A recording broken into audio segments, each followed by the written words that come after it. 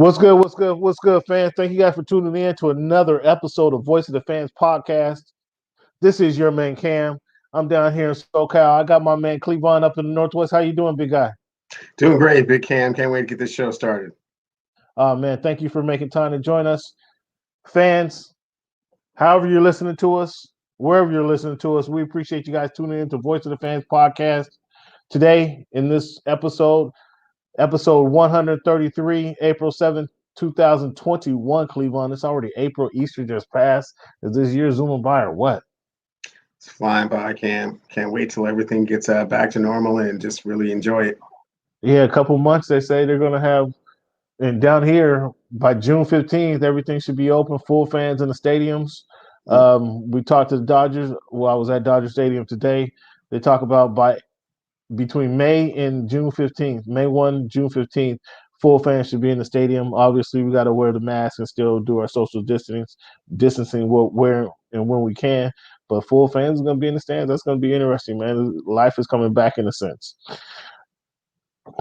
Again, fans, this is a Voice of the Fans podcast. So just today's show, we're going to talk about NFL free agency. We're going to give a little bit of recap about that. We're talking about the NBA. We got some NBA topics that we're going to hit on. NBA season week 14 that we're going to go through. And also, as each and every week we give you a number segment, we kind of just test your mind with the numbers, see what numbers come to your mind or come to Cleveland's mind, I should say. And then we do this day in history. Always have a history lesson for you where we look back and kind of pay homage to things that happened before us, but give this day in history. Generally, it's sports history, but then we got some Black history involved in there and some life history involved in there as well. So stick and stay for that. I'm going to do the NCAA bracket recap. I don't know how your brackets was, but NCAA brackets, man, probably busted all over the country. I don't know who won. Did you hear anybody win? Anybody have the perfect bracket this year, Cleveland? No, absolutely not, Cam. That never, ever happens. So no such thing as a perfect bracket. Well, there you go. And we don't have one here to talk about. But however you're listening to us, wherever you're listening to us, we thank you for tuning in. Please be sure to hit that subscribe button on Voice of the Fans podcast. You can find me or you can send me a link or any message on Twitter. What's good? The letter in sports, singular. What's good in sport? Send me a message. Let me know what you want us to talk about. Let me know if you want to join the show. You got something to say. You can bring some value to the show. We love to have you on. We can debate topics with you every day, all day, if you really want to get down with us. Cleveland, what's your Twitter handle? It is at Clevey Wonder, and Instagram is Cleavon Steele.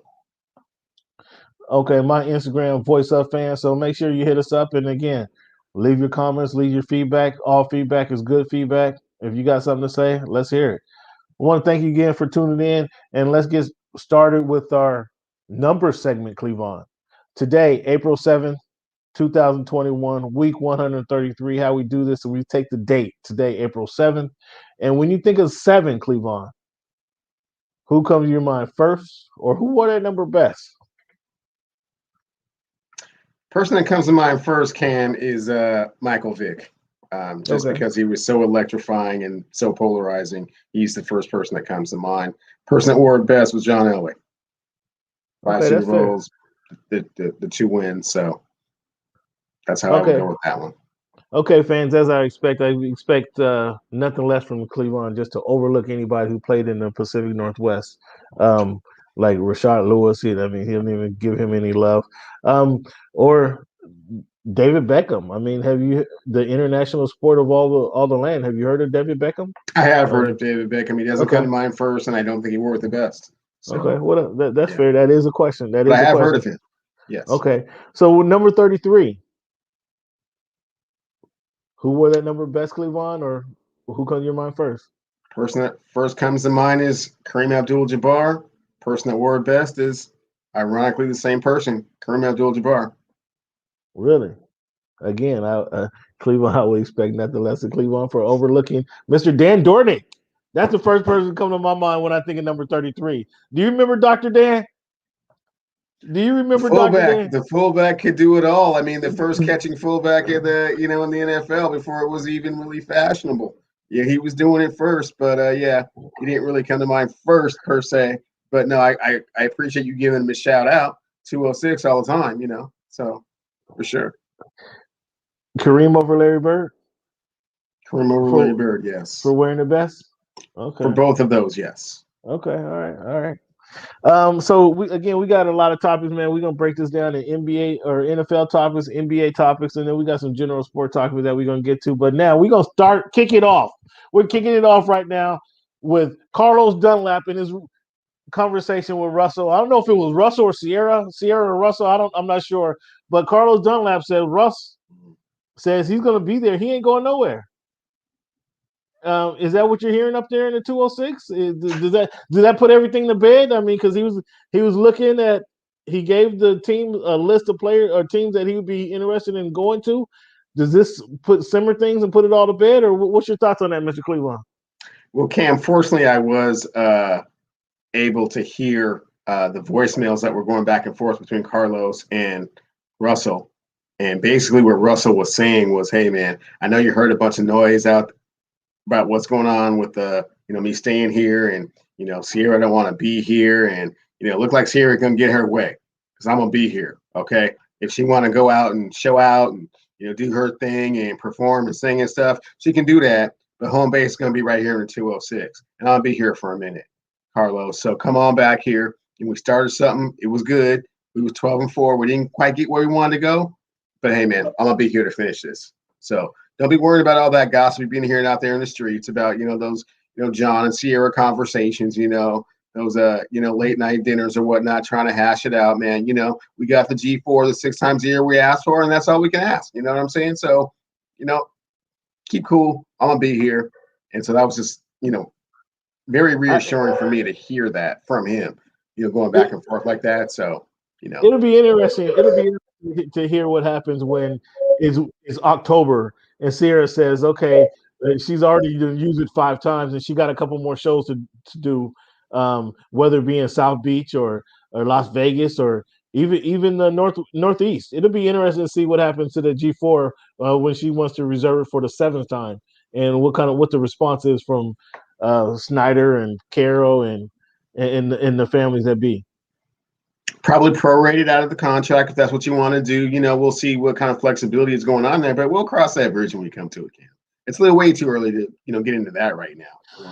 Let's wait till the Hawks are 7-2, 8-2, before we start with all that nonsense. 7-2. That's a little presumptuous, isn't it? Is it? I mean, it seems like the band's all back together. I mean, it wasn't that far apart last year. So who's their cornerback? Who's their cornerbacks? Did they sign any cornerbacks? I don't recall. Yes, they did. They signed Witherspoon a few weeks ago, and Richard Sherman is going to be in camp trying out in a couple weeks. Oh, you're gonna make Richard Sherman try out now. He knows it's open. He knows it's open. Open competition. He's been here before. He's been through all this. He knows about compete. He knows about how Pete wants you to compete. So he knows what he's coming into. It's fine. Yeah. Let's see how that works out. Like you say, let's cross that bridge when we get to it. Cleveland, just a side note, man. How many massages have you gotten in your lifetime? Where you're laying down on the table, you're in your skivvies, and they got the towel over you. How many, you put your face in the little hole where they got the tissue paper around, you're looking down. How many massages have you actually laid down and had in your lifetime? Because I had hip replacement surgery and the pain was tremendous before I had it, I've actually probably had somewhere between 5 and 7 massages. 5 and 7 massages. Okay, yeah. Well, shit, I've had more than that, and I haven't had hip replacement. Shit. Okay. I'm telling you, hey, I'm gonna give a shout out to somebody, and I need to hit them up for sponsorships. But there was a Guilt City app. Are you familiar with the Guilt City app? Not at all. Guilt City app. Well, they only had them in big cities: Los Angeles, New York, Chicago, Miami, where you can go on and buy packages. And I bought 6 massages I think it was 6 massages for $99, but a value price or face price was like $300 a massage. I got them just for $99. I got 6 of them. Went to this fancy office in Beverly Hills. All the physical therapy equipment. It was a physical therapist who was giving the massage. So it was all this physical therapy equipment, a luxurious room laid down, and there was poles going stretching across the ceiling. When I went in there, and I was looking like, what the hell? There are poles stretching across the ceiling. The lady was grabbing on the poles, got on my back, and started dancing on my back. And she's holding on to the pole. I was like, oh shit, this shit feels good.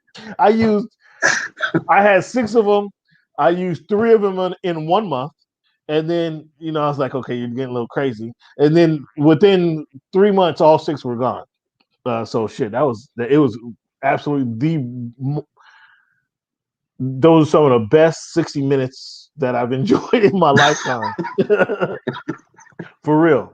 Man, there's just so many Korean little shops around in LA, South Korean or Chinese massage shops that you can go to. I always get, again, side note fans, I always get a little, it's this might be TMI, but I think it's a funny story. When I lay down and get the head, shoulder, and the full body massage, they do the head, shoulder, and your feet, obviously. I mean, as soon as they touch my feet, I fall asleep, man. And I don't know what that is. I don't. They can not do anything for that 30 minutes, and I'd be sleep. I wouldn't know the difference because I'm out. It's crazy. But I say that to say, I bring that up to say, so I probably had 50 massages, 60, somewhere in there, 50, 60, roughly. And that's just the last 10 years. I don't have 50 different masseuses that I'm working with. Right. And I would think if I had millions of dollars, I'm able to narrow this down a bit more efficiently, right? To where I'm bringing in, I have on coming on the road with me 2 or 3 masseuses at the most. But when I get back home, I know where I'm going for one specific masseuse. I know that off the rip. Like you have your restaurants you go to. When I come to Seattle, I gotta go to Ivers. I gotta stop at Ivers. I gotta go inside the bar. I gotta get the inside, sit down and have the happy hour at Ivers. I don't know if you've done that, Cleveland, but when I lived there, I wasn't familiar with the happy hour. Happy hour at Ivers is off the chain. I don't think I've ever done that, Cam, but being 206, man, thanks for pointing that out. Gotta go inside. Is okay. Ivers the clam chowder, the fried clams and the clam chowder outside? That's the goal. That's quick, but you got to go inside. Happy hour. Try it out. Pier 57. I'm there. Thank me later. Thank me later. So there's a couple stops. I mean, when I'm in LA, when I'm home in Los Angeles, I want some tacos. There's a couple. I'll go to a taco truck. I know the taco truck right off of Manchester. Usually Manchester and Normandy. They're going to be a couple blocks off of Manchester and Normandy for some bomb tacos for $8. $8 with a drink. You kind of like restaurants. When you have a flavor for something, you want some tacos, you want some crab meat, you want some seafood. You know where you're going. I'm not going to 50 different restaurants or 50 different places just trying to figure it out. Especially you got this money, you got to zero it in. So Deshaun, what the hell's going on, big dog? I know this was a joke 2 weeks ago. You were supposed to be on your way to Miami. But with all these games going on, you played, man, all this rubbing and touching and extra attention that you're requesting from the masseuse, Deshaun. Bro, you're 25 years old. How do you have 50 masseuses that you're trying to play games with that you don't even know? Like if she's been with you, she's gonna come to the crib 14, 15, 20 times, and you spit in your game, and you thinking now she's warming up and it's about time to put it on her. Like, that's a different story. But if she's just showing up for the first time, Deshaun, and you talking about rub over here, like, come on, bro. Like, some of this is where I want to say the argument is suspect. I'm questioning Deshaun's selection process. What you think? Oh, his methodology is horrible, Cam. I mean, first of all, where are you going to try and find these people? DMing on Instagram? It's like Apparently, who that's told you another that was a good idea? And that's then you another. get these people in here, and you're acting like this is some type of weird porn movie. It's like, no, man. It's like that's not what they do. That's a I mean, DMing it's on like Instagram. it's DM, like, come on, man. yeah, DMing on At, Instagram is at a that problem. at that level, and you're making decisions like that, it's extremely disappointing and disheartening to see that happen over and over again. Because when you're Oh, realizing how much just generational wealth and just talent that this individual has, and what a contribution he can make. I'm not trying to get on the soapbox, whatever, but to see it all kind of go away over just the way that you're going about doing whatever it is that you want to do is terrible. I mean, Big Boy taught us a long time ago, hey man, instead of just going to the strip club, why don't you just put a pole in your house? And then you call the strippers when you want to see a show. Isn't it way easier than all of that? You know what I'm saying? If you're into this type of, fantasy massage thing, we'll just find a couple that are cool with that and just, stay with those. But if you're just reaching out just to the general public and they're completely unassuming and not knowing, they're thinking, oh wow, okay, yeah, I have an appointment at 4 o'clock. Yeah, I can fit you in. Sure. Oh, I looked at your profile. Oh wow, you're an NFL quarterback. How great. Cool. Yeah. I would love to see if I can help you out. I'm sure you have all kinds of, ailments and, pains that maybe I can assist you with. They're not thinking it's the flip side of all that. right. And when they get there and they're, shocked and astonished and, all that, well, hey man, slow it down, man. Turn it off. This is not what you were anticipating and for either one of you. So why continue on that process? And then why do it over and over and over again? It makes no Yeah, sense. yeah. I don't know. Clearly, it's not the massage because your body is, you're a multi-million-dollar entity, right? So why would you just let just any old body just work on your body, right?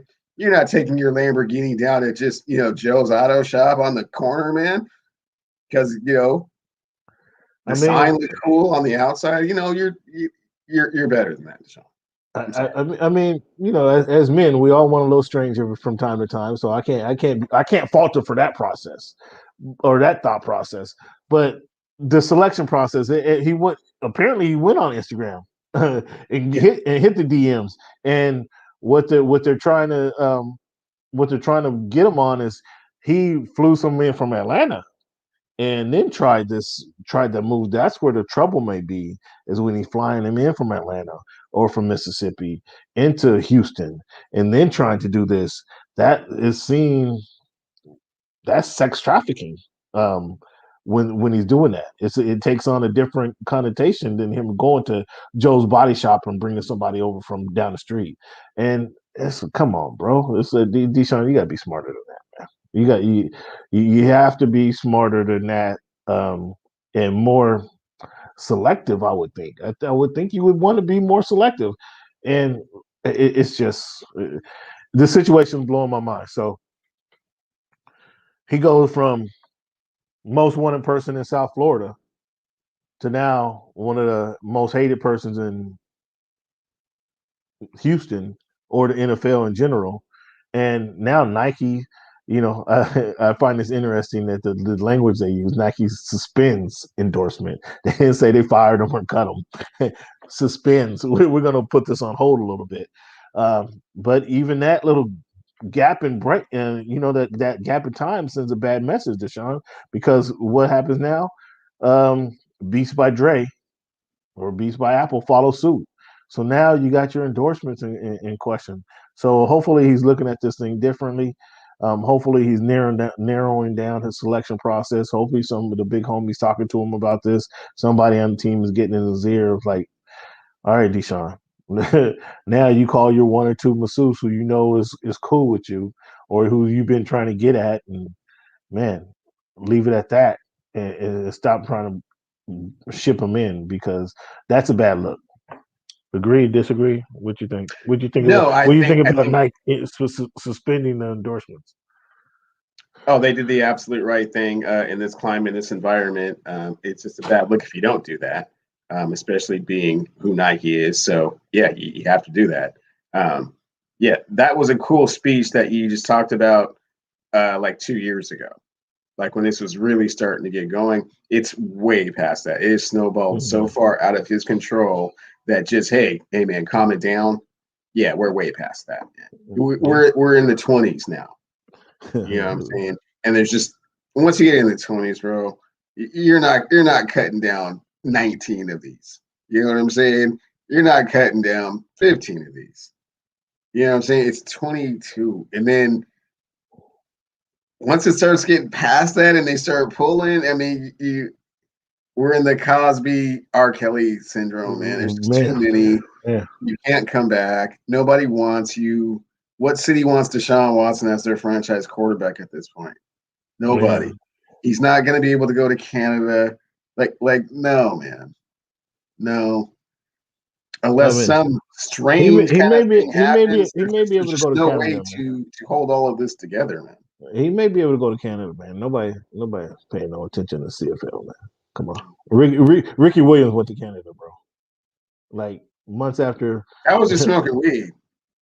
Yeah, but at the time, You know at the time, nobody was accepting us smoking weed, and that's what we say. That he's just smoking weed. Like Dave wants that. I would have said if Dave wants his dumbass, if that's all he wanted to do, I'd have built a fucking hut back in the back of the training facility. Ricky will knock on the door at game time. When the bus leave for the game, we go knock on the door, Ricky. That's what I would have done for Ricky Williams back then, and that was 2009, 10, 11, and the NFL was like, "No, you're banned, bro. You can't come back because you smoke too much. you smoke too much." So it's funny how things kind of cycle and change, right? Then the perception of now what weed is today versus what it was just 10 years ago.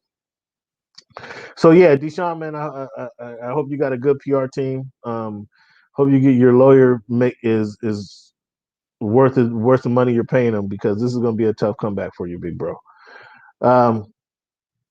Somebody else, man, who has a tough road ahead of him is Teddy Bridgewater. Since his injury in Minnesota a couple years ago, he's being overlooked as the Saints overlooked him. We thought he play behind Drew Brees for a year and get another opportunity. Now we see the Carolina Panthers are looking over him because they draft Sam Darnold. So I want to talk about a couple of things, but is Teddy getting the raw deal from the Carolina Panthers by them just simply trading for, not drafting, but trading for Sam Darnold? I don't think so, Cam. I mean, I thought he had a decent audition last year to kind of see what he could do in that system.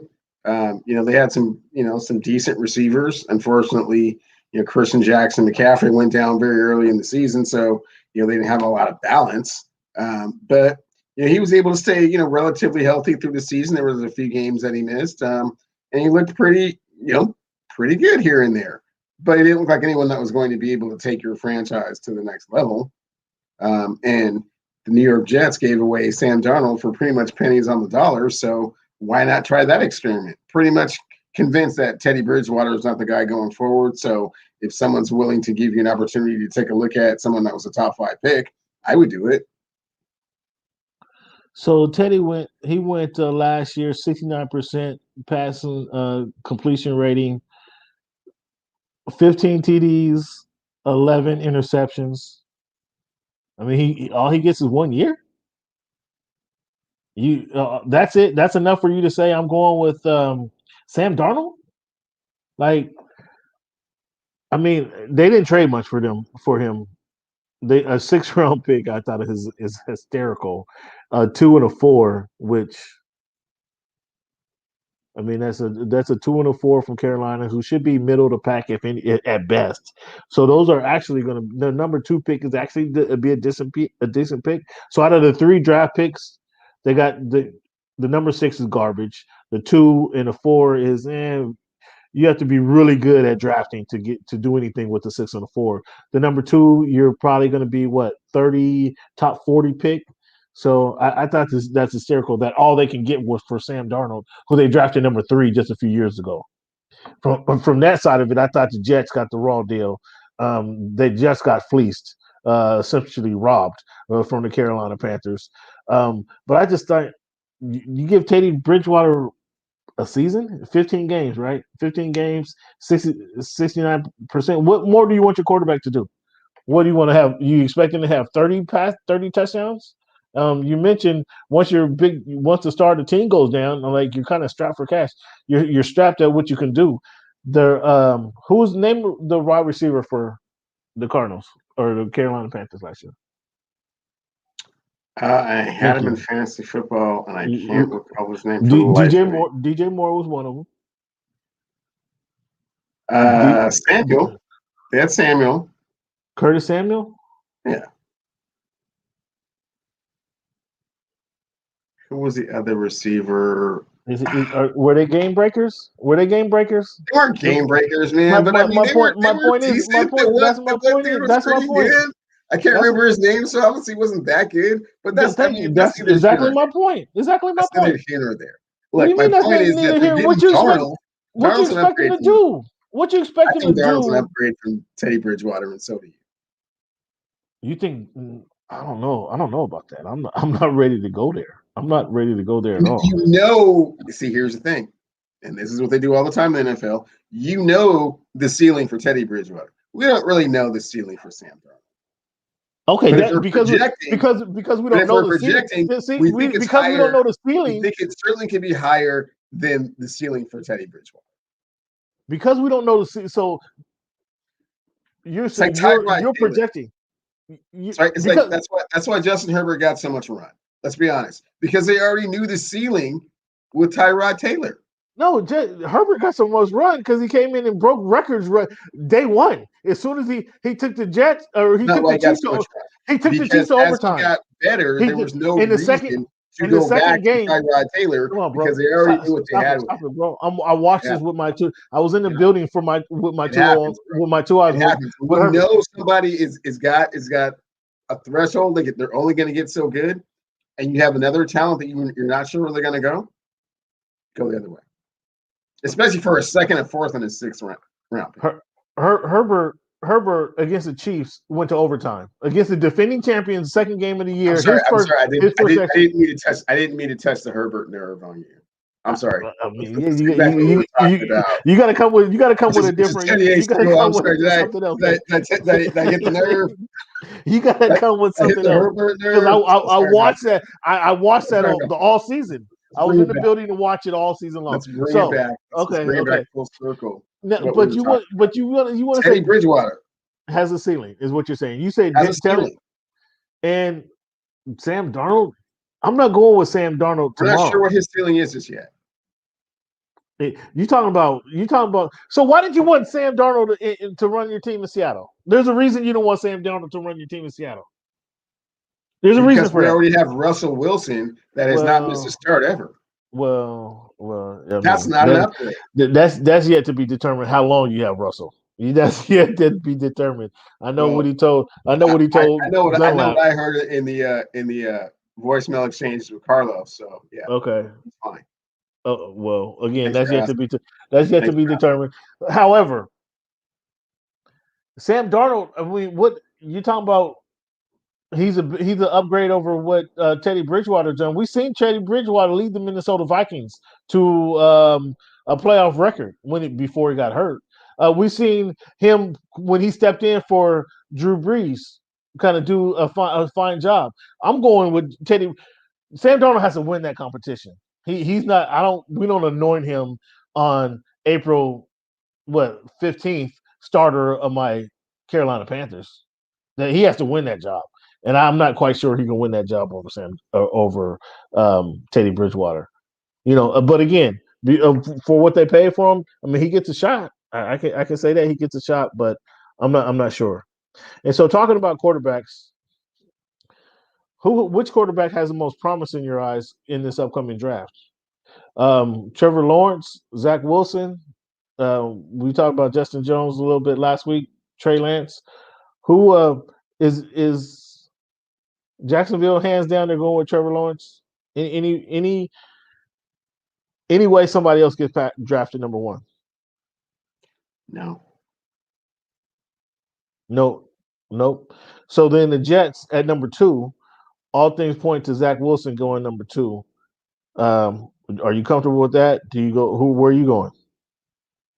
Have to be comfortable with that. They don't have any other options at quarterback, right? So they've already made their decision pretty clear where they're going with it. So yeah, right. I mean, I don't think it's necessarily a bad pick. I mean, kid looks pretty good at pro day. So yeah. Oh, you're one of those pro day guys, huh? You look at the pro day when not at all. When everything's perfect. That's all anyone ever talks about. And the only person that I've ever seen have a bad pro day, ironically, is the guy we were just talking about. That's the only person I've ever seen have a bad pro day. And how did was that held against him? When Teddy Bridgewater, he didn't wear gloves and everything was a shit show that day. As far as I remember. But he got drafted and he had an opportunity. I mean, he played well in Minnesota till he got to the ugly knee injury, man. The ugly knee injury. He was their future quarterback. So he proves he can win in the league where another guy hasn't proved that he can win. I mean, the only thing your question is health. Well, to go back to our conversation there, Jones, we talked about both. We agree that he's going to be suspect in the league, right? I mean, they're talking about he ran a 4.4. I don't care about your 40 time. You're a quarterback. I don't care about your 40 time. That's not what I'm drafting you for. You can be athletic all you want. We know what that gets you in the league. We know the history of athletic quarterbacks, kind of what that gets you. I'm not impressed. And Trey Lance, I mean, another North Dakota State QB. I mean, do a lot in Division II. I mean, how has that translated thus far into the NFL? Not very well. I mean, he's proven he's a warrior. He's a tough guy. Can play in cold weather. All kinds of adverse situations. That's all we really know about him. Does he really have the talent to translate at the next level? I mean, we've seen that episode before, so that's why I would question that. So hands down, Trevor Lawrence is going to be the best out of the bunch. Yes. I kind of like Zach Wilson. I don't like him being drafted to our division because I mean that spells trouble. But I kind of like Zach Wilson. That's going to be interesting to see how things shake out. Who are your top free agents? Who are your top free agents in this draft or in this year left? I mean, Sherman, we talked a little bit about him. We got Antonio Brown still on the market. There's still Fisher, and we still got Mitchell Schwartz. Justin Houston. Who are you looking to sign right away? Richard Sherman and KJ Wright. Oh, now you want to be interested in KJ Wright. You asked who were the top free agents out there, and I just answered your question. Richard Sherman and KJ Wright. I mean, but why isn't KJ Wright already signed? Why is he still a free agent? That's up to KJ. I'm not KJ's agent. I can't say why he has to sign the contract. I mean, isn't some of that upon the team to kind of make that attractive for him? I think the team has made the offer as attractive as they can. Yeah, right. Whatever. So no Antonio Brown. Your quarterback was looking for a big time receiver to join the squad. No Antonio Brown. Sure was. No Antonio Brown. Not interested. I'm personally not interested. I hope they go in a different direction. If they do, I mean, it would be to appease, Russell Wilson, which is fine. Sometimes you have to do that for your franchise quarterback. Hopefully, not at the expense of team chemistry, which is what Antonio Brown would most likely destroy and ruin. So I personally hope he goes somewhere else. Super Bowl winning receiver. He proved he knows how to do it. Him and Tom are cool. I mean, that's already been established. Him and Tom are cool. He proved he can get it done when he's also proven that he's toxic. Ask Big Ben how he feels about it. Okay, so we got two. What the hell? I'm sorry, fans. We got two big time veteran offensive linemen, Fisher and Schwartz. Why aren't you guys looking at him? Either one of them. Fisher's been left tackle his whole career, and we have one of those. So I don't know if he's really going to be able to move. Schwartz, I don't know. I mean, behind the scenes, perhaps John is, slowly trying to work something out. You know how John does. So Yeah, I know how they do. Are they trying to convert another defensive end to offensive oh, tackle or a joke, guard? Is that what they're trying to do? Just trying to do joke. some more conversions? No, we no longer have Tom Cable as the guru that thinks he can just put anyone at a certain size on the offensive line and be productive. No, that experiment is over with. So no, we're not doing that anymore. Well, I'm not so sure about that because you guys are pretty confident out there at what you guys can. You guys has been pretty confident at what you guys can do, and that's been a move. Some coaches and some organizations like to be they like to make set trends and go about setting trends, and that seems to be one of the things that they've done. And they haven't only done it once; they've done it a couple of years where they're bringing in where they draft a defensive tackle, and no, we're going to make him an offensive lineman, or they draft a guard, and we're going to make him a defensive tackle. They draft a tight end, oh, we're going to make him an offensive line. It's like, come on, what do you guys doing? Yeah, those days are over. Like I said, Cam, it was an experimental time, and we don't do that anymore. Okay.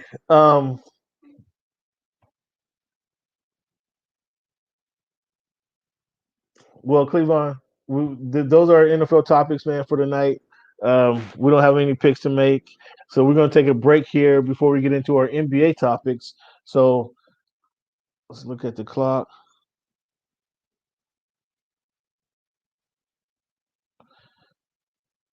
Again, fans, we give you guys a lot of topics, a lot of content that we have every week for the Voice of the Fans podcast. So we're going to move on to our NBA topics, Cleveland. Mm. Cleveland, Durant is back. Durant is back for the Nets. Did you see his return? You see Well, what he thank did? goodness. Well, thank goodness he's been gone an awfully long time, Cam. Sure, I'm glad he's back. Sure, I'm glad he decided to, kind of get back in shape and kind of see what he could do to try and make this championship run the Brooklyn Nets are on. Heard he had a pretty good game, pretty efficient. Good for him. I mean, he is, one of the top 5 players in all of, all the world. So glad to see he came back and did good. You said top 5. Oh, top 5 on anybody's list, Cam, for sure. How about top 2? What are you talking about? Top 5. Personally, I would not argue with top 2. I was just trying to be politically correct. I mean, just in case you feel like there's some other way about it. It's top 5 on anybody's list, but probably, top 3. Yeah. I say top 2. Now here you go changing your numbers. So there you go, splitting hairs. Well, you said top 5, then you go top 3. No, top 2. He's missed 25 games, and he missed all last year. So come on, man. We're not sure that he's not there yet. Well, he missed some games. That doesn't make him. He missed some games due to an atrocious injury. That's not okay. Well, in the last year he's missed 100 games. Last 2 years he's missed 100 games. Well, so just throw him right at number 2 is a little pretentious, don't you think? Well, no, guys named LeBron and Giannis and AD and Harden and Embiid. I mean, just to say he's top 2, I mean that's kind of high. No, well, Cleveland. When you make that statement of we know Embiid just came back from injury, we know LeBron is currently injured. That doesn't take their talents out of the top 10, out of being some of the best in the NBA. It doesn't, but if they missed 100 games, if they missed 100 games in the last 2 years, I wouldn't just necessarily just throw them right back to number 2 like you did. Oh, he's there. Now he's there if he's not playing. That's why you don't know hoop, Cam. I mean, you know what I'm saying? Oh my goodness. Your hoop knowledge is limited, and I understand that. Oh boy. Okay, Cleveland. I understand that. I mean that was a slick move you did right there. But again, once again, inaccurate. And you could just make a statement and be wrong. Now you're clearly familiar with that. Okay, so then Cam, who was number 1 then? Who's number 1? Yeah. The best player in the game right now today? Yes. Is it any question that's Kawhi Leonard? Is that any question? So on your list, it goes Kawhi Leonard and then Kevin Durant. We're Exactly. on live. We're on live, Dude, homie. Say I it out know. loud. Is that what you're It, saying? no, in all honesty, I'd have to give LeBron the top. Oh, Health okay. considered. Health considered. Well, all things being equal, and everybody's healthy. I mean, come on, LeBron. He's already So it's proved through LeBron and last. KD. Okay. Well, LeBron, KD. Yeah. can't necessarily argue Yeah. with that. You know. Yeah. Um. Yeah. That's where I would go. I mean, do you have a different way you want to go? I think it's situational. I think for this season, it would be Joel Embiid, LeBron. I don't think KD's in the conversation this year. Joel Embiid. So we're gonna get to a Joel Embiid conversation here shortly. We're gonna get to that conversation shortly. So hold tight on that one. Yeah, but to answer your first question, yeah, I saw KD. Yeah, pretty great. Good for him. Glad to see he was able to kind of shake out some of that ring rust, and hopefully he'll be ready for playoff time when it really counts. Man, it's no question. I still have Brooklyn Nets. I mean, they might go undefeated in the playoffs. Okay, good. I don't see anybody. I don't see anybody stopping them for sure. I mean, just you get them guys healthy. Kyrie. I mean, as long as Cam, KD, you have a little notebook that you write down these asinine comments that you make, right?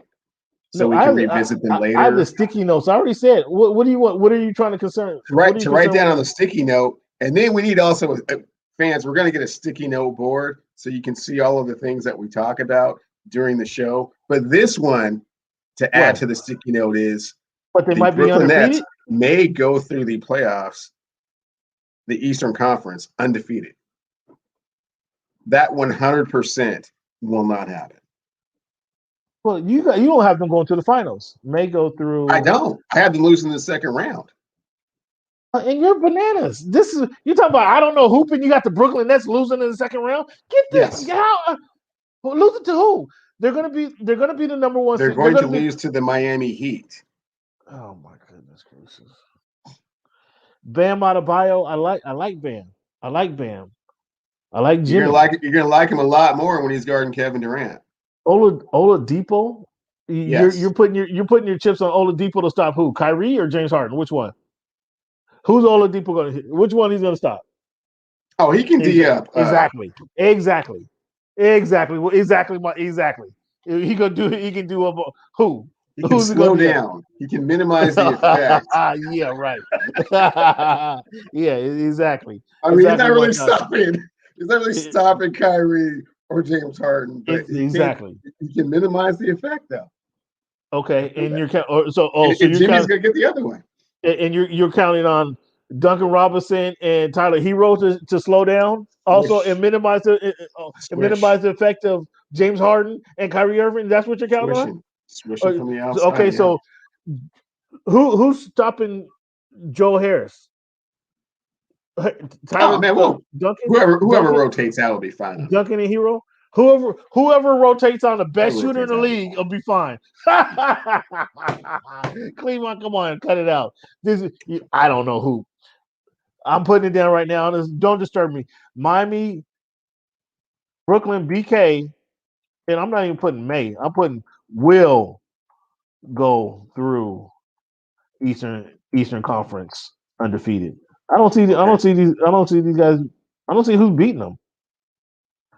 Who can contend with them? Tell me a team who can contend with them. The Miami Heat, the Brooklyn, the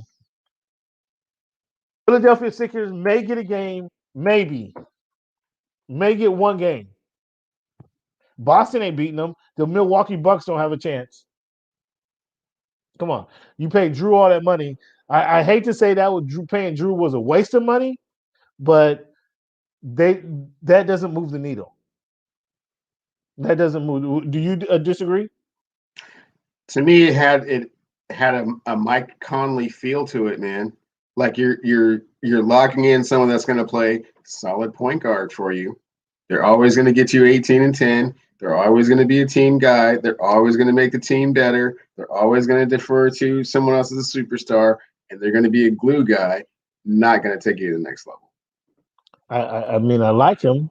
I just don't see that as a game changer. No. So unfortunately, not gonna get it done. Again, I hate to say it's a waste of money, but unfortunately, they're not gonna get the return on that value that they anticipate. Unfortunately, um, you may or may not have seen the list, and I don't know if you agree with it. The top players under 25 in the NBA. Who would you had you seen that list, Cleveland? Saw the list, Cam. Have had some discussions about it. Took exception to a few things. Number one, I thought De'Aaron Fox was a little bit high at 6. You thought De'Aaron Fox was high? De'Aaron Fox was a little high at 6. I thought Donovan Mitchell at 4 and Tatum at 5 was a little high. And I thought D Book at 7 was way, way low. Agreed. That's a little low. He should be higher. I was okay with the Zion Luka at the top. That's cool. You got Zion. You got Zion above Jokic? Not really. Exactly. So I mean, how do you go? But I mean, I could kind of go with that a little bit. He's been hulking out a little bit lately. The second half of the season, he's kind of been imposing his will on Cat. So what's the record? I'm okay with that. What's the record? Are they even in the playoffs? Probably not. Oh, and LaMelo was a little high. LaMelo, I don't know about that. They gave him number 3. They gave him number 3. You gave him number 3. Wow. Is he better than Jason Tatum right now today? Is he better than Donovan Mitchell right now today? You can't say that with a straight face. Right now today, are we looking? And not really mean it. Are we looking in the future? Are you projecting right now today, or are you looking in the future? Which one are you doing? The list is right now today. It's present time. It's not what he's going to be in 10 years from now. It's right now.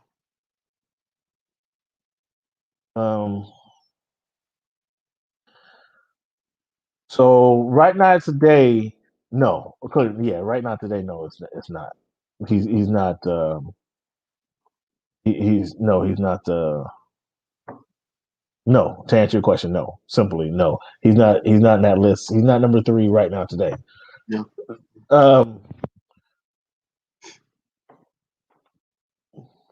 But I like Tatum. I think Booker is better than Tatum right now today. Tatum kind of taking a small a drop off, right? This season anyway. I mean, I like teams that win. If you don't win, I mean this. But who on this list is a winner? The only winner on this list is Doncic. Those other guys, I mean, I guess you can say Donovan Mitchell is somewhat of a winner, but they didn't win the first round of the playoffs last year. Devin Booker didn't make the playoffs last year. I mean, I guess, if we're doing it, we can't do the list that way because then Jason Tatum would be number 2. He's the one with the most playoff experience on that list. Okay. De'Aaron Fox has no playoff experience. Right. Zion has no playoff experience. LaMelo he's hurt. So, again, which makes the list ridiculous because he hasn't even played a full season. Why would you put him in number 3? Where do you have Karl Anthony Towns and Ben Simmons? I think Cat should be higher. When I first saw the list, I didn't know how old Cat was, but I was thinking that was a pretty big omission if he's 25 or younger. If he's 25 or younger, it's egregious he's not on that list. Ben Simmons, what's your thoughts on Ben Simmons? Starting to learn his role a little bit better, getting more comfortable with it. I don't know if he's in the top 10. Close. Is Bam Adebayo in your top 10? I think Bam should make it for his versatility. Is he in your top 10? Top 10 for sure. I'm not under 25? Yeah. Yeah. Where's Brandon Ingram on your list? Just missed it. Just missed it. Do you like Brandon? Who should be the star in that team? Brandon Ingram or Zion? Zion Williamson. What? Just because he's a YouTube phenom? No, because he's physically a better basketball player than Brandon Ingram. He imposes his will on the court. Is he physically against anyone who's playing against him? He's physically more dominant. Is that what you're saying? Is that what you're trying to say, or he's actually a better basketball player than Brandon Williams? What are you trying to say? I'm saying both. His physique is more. His physique is more dominant. Clarify for the fans. Zion Williamson is physically a better basketball player than Brandon Ingram.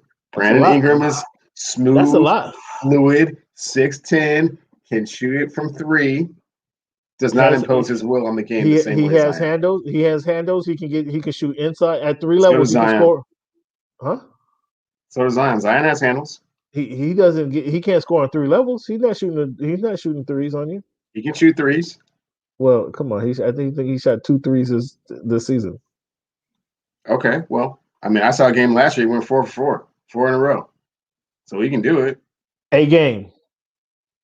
Is that what you're doing? Every game. You're right. It's exactly my point. So you're talking a game. He went 4 for 4. Yeah, a game. He went 4 consecutive 3 points made.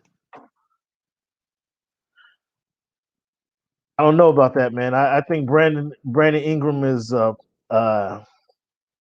ask the question a different way, Cam. I think that's you have the number 1 pick in the draft, right? And you can draft either Zion or Brandon Ingram. That's a different question. That's a different question. It's the exact same question. No, it's not.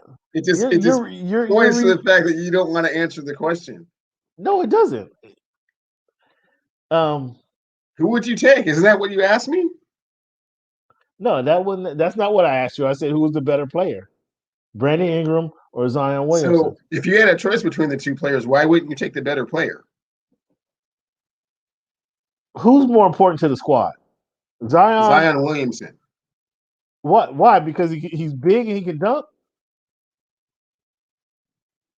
That's what. Yes, because he's big and he can dunk on anybody in the league. Okay, I don't know that makes him a better player. Is the point I'm making? It makes him a better player because it makes him more impactful in what it is that he's doing. So Zion for a career is 39% from 3, opposed to Brandon Ingram's 36% from 3. Oh wow! Thank you for double checking that for me. Zion for his career is 62% is 61% from the floor versus BI's 46% from the floor. 15%? Let me see. Don't look too deep. you might want to stop looking up. Brandon Ingram is career 74% from the line. Zion is 64% or 69%. Not that far off. Career win shares. An estimate of the number of wins contributed by a player. BI is 13.8.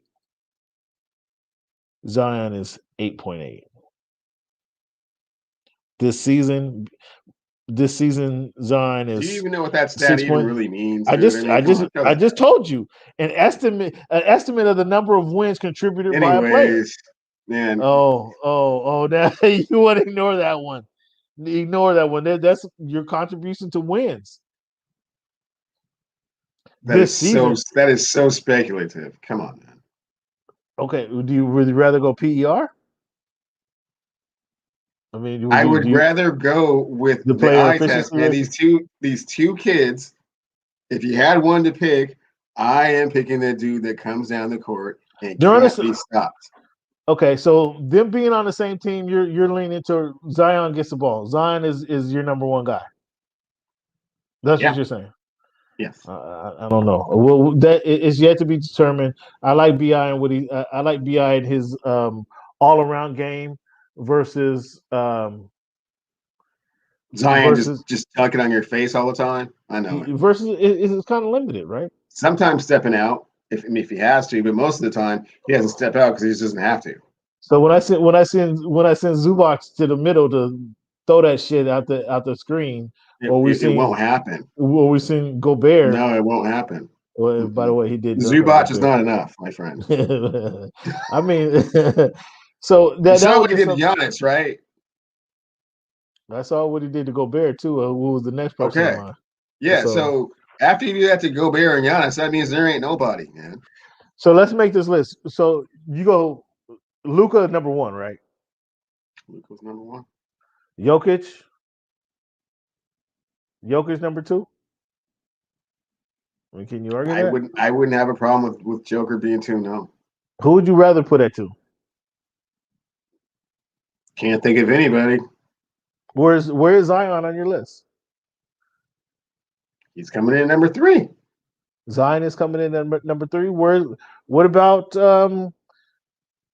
Phoenix Suns? Booker. So okay. We're redoing the list with Joker actually on it because He's 25. okay. I didn't know his age because when I saw the list, I didn't know how old Cat was. I didn't know how old Joker was. Cat ain't Neither one better of than them were on the list, right? Cat ain't better than Joker. So if it was 25 and under, 25 is 25 and under, right? He deserved to be on the list. Jokic, correct? Again, if he was not on the list and he is 25, then yes, he deserved to be on the list. And on my list, he would probably be behind Doncic and ahead of Zion.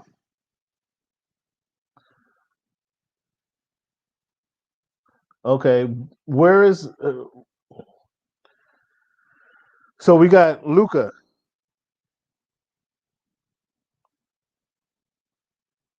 Jokic. You want to put Zion at number three? I would put Zion at 3. Is Zion better than Bam? Yeah, Where do you have Booker? I would have him at number 4. You have Booker at number 4. Jamal Murray, is he in the top 10? We'll just do top 10. Is Jamal Murray in the top 10? If he's under 25, if he's 25 or younger, yeah. Jamal Murray is 23. Where do you have Trae Young? Is he in the top 10? No. Where do you have Tatum? Is he in the top 10? He's in the top 10. Where do you have Ja Morant? Oh, just missed it. Just what? What? Ja Morant is not in your top 10? 25 and under? Oh, Cleveland. That's why we're doing this list. Okay, so you got Zion. Cleveland, you're kidding me. You got to be kidding me. Just missed it. So you have Tyler Hero on the list? No. You have Michael Porter Jr. on the list? No, he missed it. He didn't just miss it, but he missed it. You don't have De'Aaron Fox on your list? You talked about Fox earlier. Yeah, he's on there. He's on the list. Top 10. We got 1, 2, 4, 6. We got 7 players now. Tatum, where's Jaylen Brown? Is he not Jaylen Brown's not on your list? Top 10? At what? At 24, Jaylen Brown of the Boston Celtics is not on your list. He didn't make the list, no. Oh, you're bananas, bro. You're bananas.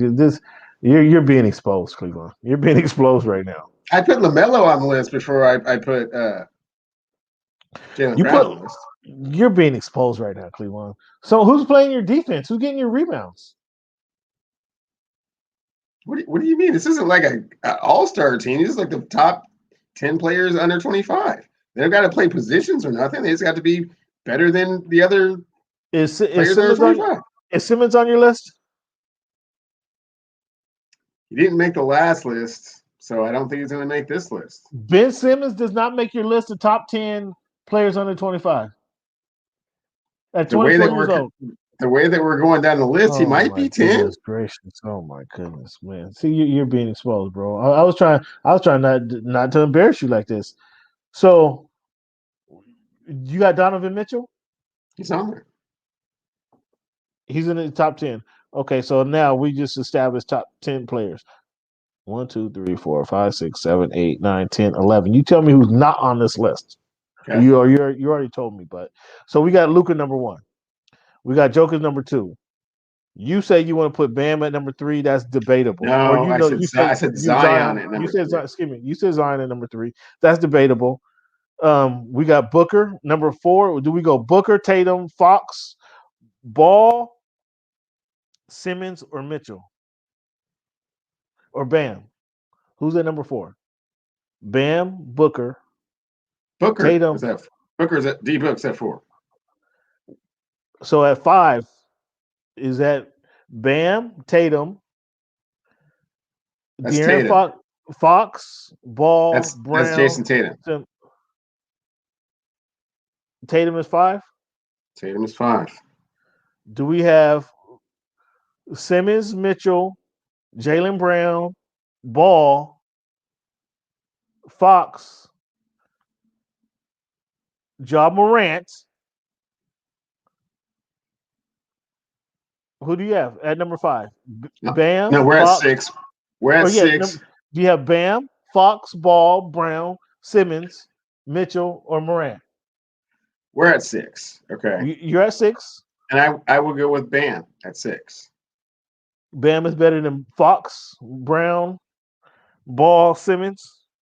Yes. I don't know if he's better than Simmons. Devontae Mitchell, Ja Morant? So I would go Donovan Mitchell at 7. So you got Ball at 6. No, I have Bam at 6. That's what I said. And then who's at 7? Donovan Mitchell. Okay.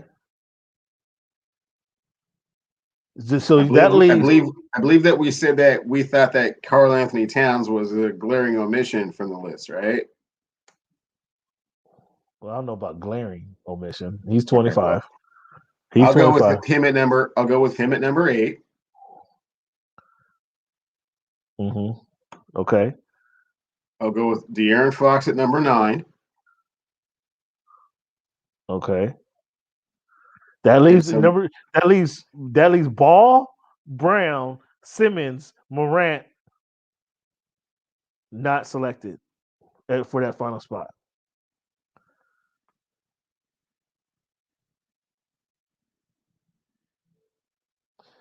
Yeah. I don't know if Cat makes his list. Brown. Ben Simmons. I'll give Ben Simmons that 10 spot. I'll give Ben Simmons a 10. We close it out there. You leave Ja Morant, Jaylen Brown, Jaylen Brown. Trey didn't make it. Ball didn't make it. You didn't have Ball. Didn't make it. You said he was top 10. He went from 3 to out of the list. Once we kind of recalibrated and recalculated, yeah. Cat's off the list. Cat's off my list. He doesn't make it. I gotta put Morant in there. Ball doesn't make it simply for injury, his body of work. We're talking about 40 games. Health. I got you. Yeah, so I got. So he can't be on the list. Huh? I'm sorry. That's just not enough. That's just not an extensive enough body of work for me. He can't be on the list. So I got to take Cat off the list, and I got to add Morant in Cat's position. In fact, I'll put Morant. Cat comes off. That goes to Morant at number 8. That moves Morant 8. Fox stays at 9, and Simmons stays at 10. Okay. So I just switch out Cat for Morant, I switch out Cat for Morant. Interesting. Not completely opposed to that. I see where you're kind of going with that, and I've definitely let Cat lead me astray before, thinking that he was, prime time when he wasn't prime time. So I can't say there's, Yeah, he's he been doesn't there. have his flaws. Sometimes, that motor doesn't go as, My point exactly. That's as what it I'm saying. should. However, it is still Karl Anthony Towns, and he is still that guy. So. Okay, so let's move on for that. We're gonna shoot this list out later, fans, and you guys can kind of judge, make your opinion on it. Let us know what you think on it. We'll tweet this out later. I'll tweet it out later. Cleveland, will the Lakers stay out of the play-in tournament? Not necessarily. Doesn't look good right now. I They mean, got 20 games. the big man that they picked up had ripped his toenail off. I mean, you can't play no games. I mean, it's bad luck. The other center that we got is Poughton. It's bad luck. But he's balling though. He's been balling since he's been pouting. Since he pouted, I mean, yeah. Trez Harrell out there fighting. Can't keep his composure. We may have to play it in. I mean, it's the Western Conference. You never know what can happen out there. So, are you confident? Are you as confident in your squad winning the 7th seed? Are you more confident in your squad winning the 7th seed or making the actual playoffs, playing in the playoff tournament, playing tournament, fully healthy? Let's just project. Seed. Let's project you're fully healthy, going into the playing tournament.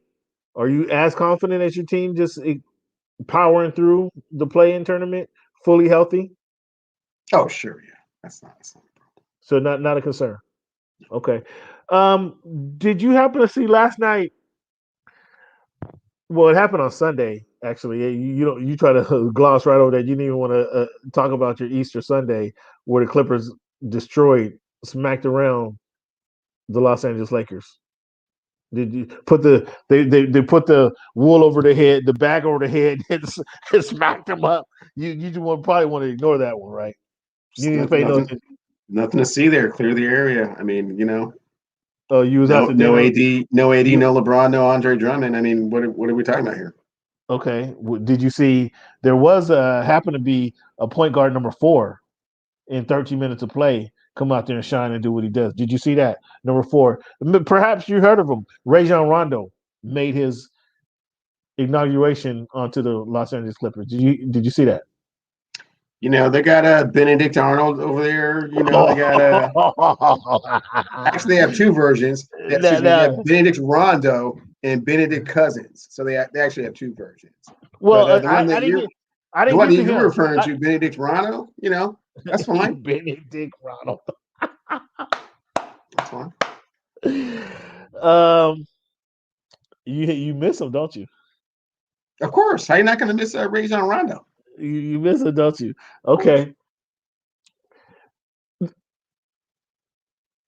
Hunter, I'm gonna keep it a buck with y'all. I was very surprised to hear after that game, post game, you hear Paul George. Paul George is very honest, man. Sometimes he's too honest to a fault. Too honest for his own good. And I don't think he recognizes sometimes what he says and how that's comes across. I'm sure you didn't hear this, or sure you paid no attention to it. But he essentially just turned the keys over to Rajon Rondo. He's the leader of the team. This is his team. It's as much as it. Even before he suited up, it's as much as his team as it's our team. Like, he's a leader. We're gonna listen to him.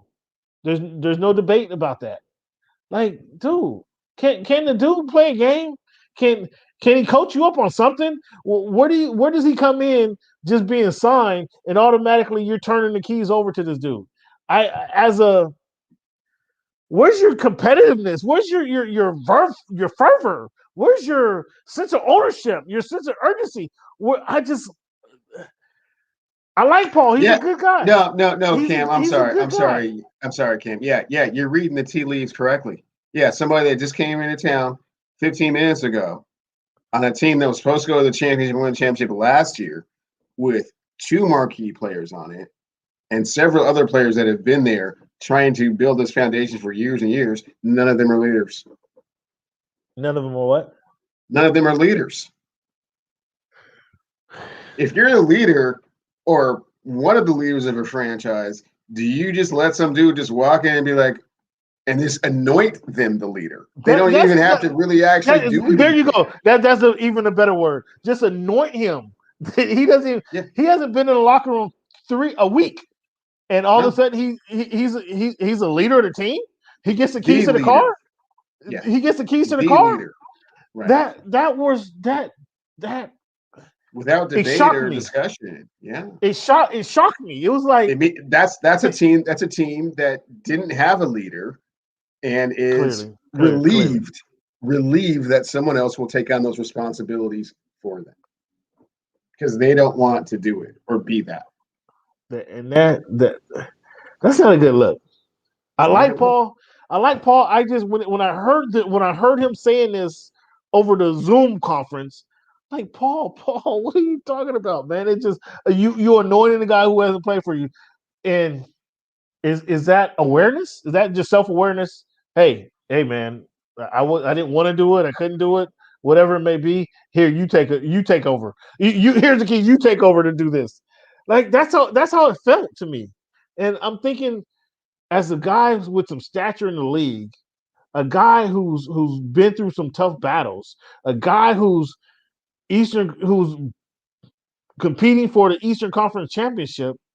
How does this happen? How does this mentality just kind of? I don't know. How do you not have a winning mentality? And what's even more unfortunate about it, Cam, is that it would have been easier to do that earlier in his career. I mean, now we're getting like 10 years in now, right? So it's like, why are you turning and looking to someone else for leadership?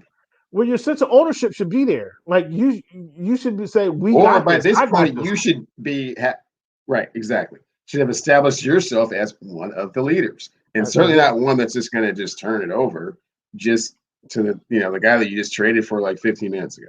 It just that was very surprising. Again, I've been calling for a point guard all season. I was looking for them to sign Rondo in the off season. I've said for 2 seasons that they needed a point guard. They for exact same reasons. It's refreshing to hear that they all agree. Not saying they agree with me without saying it in so many words, but they agree that they need somebody to take the pressure off of Rondo. The pressure off Paul Pierce and Kawhi Leonard. I asked Ty Lue that specifically. What does a point guard bring to this team? And he says, well, he's a quarterback of the team. He needs somebody to get the ball in positions, and that would alleviate the pressure and get Paul George and Kawhi Leonard easy shots, which they haven't gotten up until now. So it was refreshing to kind of hear that. That's why they need a point guard. But at some point, I would expect. It just surprises me that they're so willing to relinquish the leadership of the team. That's Cam, it doesn't surprise you. It disappoints you because you thought that they had more leadership within their organization before they traded for Rondo, and now it's exposing the fact that they never did.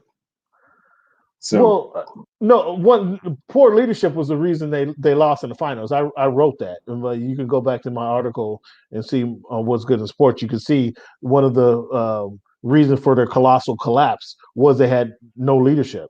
The leadership wasn't there. Kawhi Leonard has to love this. Since Rondo has been signed, since Rondo played on Sunday, they had a game yesterday. We haven't heard from Kawhi. Kawhi doesn't have to come to the podium. Paul George had 36 last night, so it was Paul George. He was a big talk. Everybody wanted to talk to him because he lit up the. Who did they play? They played somebody. He lit them up for 36 last night. So everybody wanted to talk to him. Benedict Cousins came in and got you 7 quick points off the board. 7 quick points in 7 minutes. He came and did his thing. This team covers all bases now in Cleveland. You got to be worried. You got to be worried as a foe. Somebody's rooting for somebody else in the Western Conference about this Clipper team because now they have a point guard. Now they have somebody to distribute the ball. They still have Kawhi Leonard, who still wants. He's still a good player. They still have Paul George, who's still a good player. We see he can get you buckets now. He told us yesterday he's able to now to focus on scoring. Okay, Paul, that's all. That's what you want to focus on. You should be getting 40 a night, buddy. 35, 40 a night. You should be doing that because that's so you don't have to run the team. You don't have to worry about leading the team. You've given those duty to somebody else. So I need 35 to 40 from you every night. That's what I need. That's your role now. They got Ibaka, who the best thing he's brought to the team here in the last couple of weeks is his dress code, his dress. I don't know if you notice that he's not following any dress code. He's violating any dress code policies that Mike Adam Silver has had on the league or David Stern has established it within the league. I don't know. He had a dress on Easter Sunday. He came fresh off of Santa Monica Beach with a beach hat and a beach clothes. He was fresh off the beach. I thought I saw him trailing sand into the bench the other day because he was literally fresh off the beach with some flip flops. Like, come on, Ibaka. I think it's load management that they're just kind of saving him for the playoffs. At least I'm hoping it's load management because if he's not playing, Boogie Cousins becomes an adequate replacement for him, and he's showing that he's healthy. So you got to keep an eye on that. Keep an eye on what the Clippers are doing. What do you think of? What's your thoughts on the Clippers? A very formidable team, top 2, top 3 in the Western Conference at present. No reason to believe they can't get into the Western Conference playoffs and do some serious damage. I mean, let's see if they can really live up to their, expectations, or find out if their expectations have been unrealistic all this entire time. But I certainly think that, on paper, they're certainly capable of it. But unfortunately, they play in the Western Conference, and you don't win Western Conference titles on paper. So, no, I don't think they're going to the NBA Finals. But I think they're a very good team.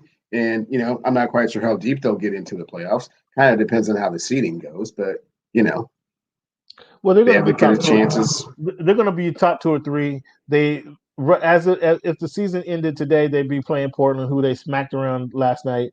Portland doesn't really like them too much. So, okay, well, Dame had 9 points last night, so they were able to. When it comes to a series, it may be different. I'm just saying.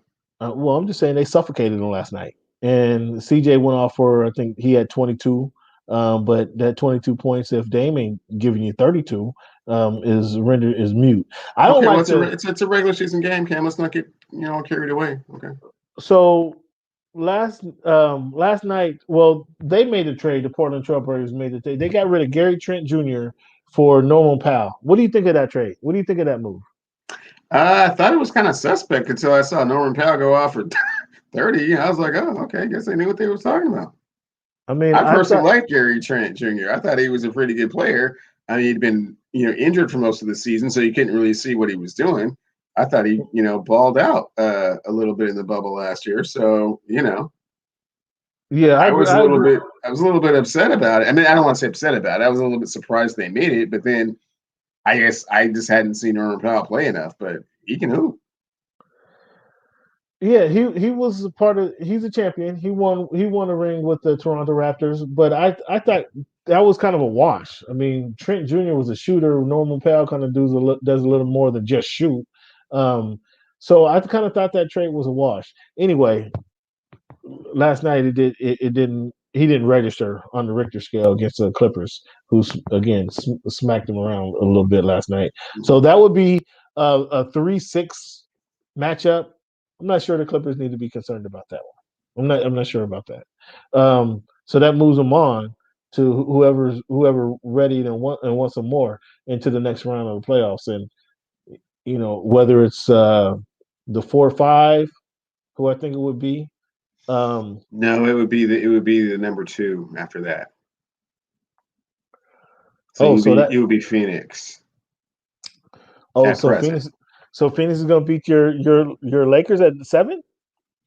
No. I didn't say where the Lakers were going to be. What I said is that the 2-3. Are you saying the Lakers is dropping to 8? Well, who said that? Who said all that? I mean, where the they Lakers at? are currently number 5, right? Okay, that things happen fast in the NBA. You know that. Come on, things happen fast. I mean, yeah, it's a little premature to kind of come up with these scenarios until we're about a week out. I mean, there's like 5 teams separated by like 2 games. Yeah, they're number 5. We got Portland at number 6, Dallas at number 7. So the Dallas right now would be Dallas Phoenix. Who wins that one? Who wins that matchup? Let's just project ahead. Dallas beats Phoenix. Ooh, really? I don't know about that. Depending on how healthy JJ Redick is, if he brings another scorer to the gunfight, I mean, I don't know. I'd have to go with Phoenix in that one. Chris Paul Chris Paul takes that series to a he can win that series over Luka. You're right. JJ Redick is a contender.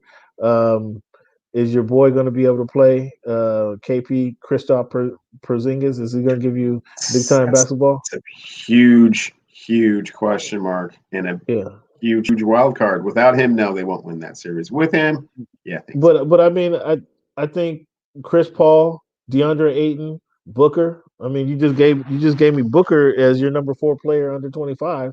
I think Chris Paul wins that series. And who was number 1 on that list? Luka's alone though.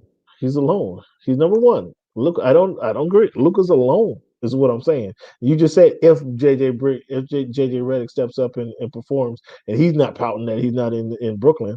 And if KP performs, like Luka's alone, we know Chris Paul's going to. We know Booker's going to perform. We know Chris Paul's going to get DeAndre Ayton involved. So we know he's going to play. So we know that we got 3 guys on the Phoenix Suns who's going to produce, who's going to come out and perform.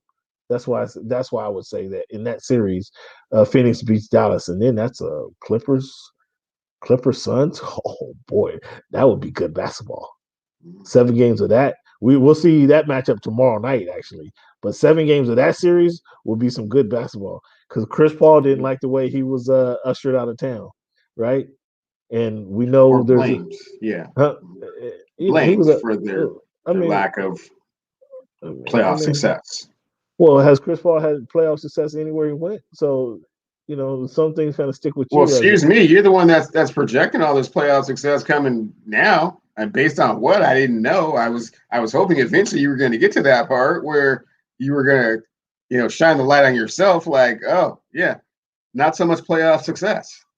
Again, against the Dallas Mavericks, I expected to win that one. Okay. Against the Dallas Mavericks. On numerous occasions, you've expected a lot of the Clippers, and unfortunately, this hasn't always come to fruition. I'm talking about Dallas Mavericks and Phoenix Suns. And usually, Chris Paul was on quite a few of those teams, so I'm just saying.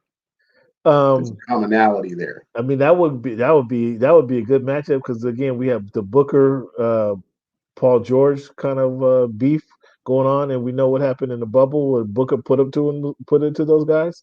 That would be a good. Your guy, Pretty Boy Paul, seems to rub people the wrong way, man. I don't know what it is about him. Honest to a fault. That's what honest to a fault. That's what I had to say about that. So let's move on to that. I want to talk to you about MVP leaders right now. Who do you have as lead the MVP? We got Embiid, Harden, Giannis. Put CP3. I mean, he's 4 or 5 on that list. Who's your league MVP as of today? Joel Embiid. Okay, that's fair enough. I Harden can take a week off. If he takes more than 2 weeks off, he loses that success he's had thus far in the MVP leadership because he's been leading that bunch. And I can't argue Joel Embiid, but I'd give it to Harden. As of this very moment, I like what Harden's done for the Brooklyn Nets and keeping them afloat, actually keeping them alive in the playoffs and making them the danger that they've been. Because right now their lead Um, they're three games off having the best record in the league. Believe it or not. Believe it or not. And Harden's been a big part of that. So I'd have a hard time with taking Harden, not giving to Harden for what he's done. And everybody, without Kyrie, without KD, Harden's kind of made those guys contenders. Now the three of those guys make them actual champions. Where I've already established Right, that. and I hope they get that 1 seed, Cam. That's really where I want them to be. Oh, they are right now. Again, No, I hope they hold on to it. I hope they maintain it. Oh, okay. I don't even want the Sixers to get that. Leave Brooklyn in that one spot. I mean, the Sixers. I don't know. Okay, whatever. I don't know. I'm not sure what you see in the Sixers. You're not sure I'm going with that yet, are you? I'm not sure what you see in the Sixers. Oh, you think they're going to choke? They're going to choke on their success. That's what you think they're going to do. No. I'm trying to set up that 2-3 Sixers Milwaukee series and that 1-4 Brooklyn Miami series. Miami's in the second round. I'm projecting the second round of the Eastern Conference. Okay. All right. See where I'm going with that? Miami. So listen, as it stands up today, right now, as it stands today, Milwaukee Bucks play the Heat in the 3-6 matchup. You going with the Heat over Milwaukee? No, I'm sorry. And how many games out of the 4 spot are the Heat? Out of the 4 spot, it's one game actually. Okay. There's a 3-game difference. The Knicks have 27. Yes, actually, the Knicks have. So they only have the New York Knicks and the Atlanta Hawks in front of them, right? No. The Heat have the Atlanta Hawks with 27 wins. The Charlotte Hornets, they just have one less loss. So again, that's one game, a half game out. Actually, they're a half game out from the 4 to where I was going with the 4 to the 9 or 6 it's a one game 9.5. The Heat are a half game out of the 4th spot. So to make a long story short, Cam, I feel confident that he can get to 4. Okay. You got Atlanta dropping. You got Atlanta dropping. You got Charlotte dropping. Yeah, I feel confident he can get to 4. So if you remember at the beginning of the season, I predicted the Atlanta Hawks making the playoffs. You sure did. I also predicted the Washington Wizards would make the playoffs. That was fair at the time. And they're 18-32. I don't know. But the Atlanta Hawks are I mean, they're gonna make the playoffs unless they have a significant drop off. They're in that 5 spot right now. So that'll be interesting to see how things shake out. But what I wanted to ask you about is Rookie of the Year. With Ball's injury and kind of how far did that drop him in that seeding? Edwards, he's playing, but he's just taking a bunch of shots. I mean, he's not really doing it efficiently, and he had the big dunk that everybody's riding high on. Or is it Halliburton out of Sacramento? Who wins your Rookie of the Year award? Tough year for the Rookie of the Year. I mean, just given the way that you laid that out, I would have to roll with Halliburton. Unfortunately, I just don't think that LaMelo's had an extensive enough body of work. Like you said, Edwards is just kind of throwing it up. Wiseman hasn't really done anything. No other rookie has really made a significant impact other than the ones that aforementioned. So by default, I would have to say Halliburton. Yeah, and that's surprising because his game not that great. Not impressive. 13, 3 and 5. Not a lot to write home about. I mean, but given this rookie class, I mean, I think it would be unfair to give it to anybody else. He's 41% from 3-point range. That's the best thing you could say about him.